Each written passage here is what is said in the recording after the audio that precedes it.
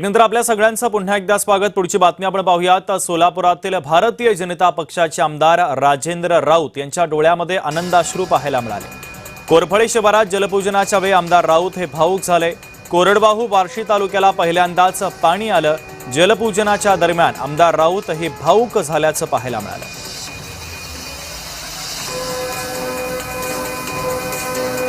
तर बार्शी तालुक्याला पहिल्यांदाच पाणी आलं, त्यामुळे जलपूजनाच्या कार्यक्रमात आमदार राऊत हे भावुक झाल्याचे दिसले।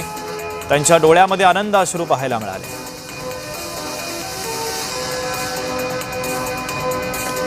आज पाणी आहे तर शेतकरी आणि मी माझ्या जीवनामध्ये जे काय मला प्रेम दिलेला तालुक्यातल्या या शेतकऱ्यांनी त्यांच्यासाठी शेवटच्या क्षणापर्यंत पाण्यासाठी धडपडणारा कार्यकर्ता आहे।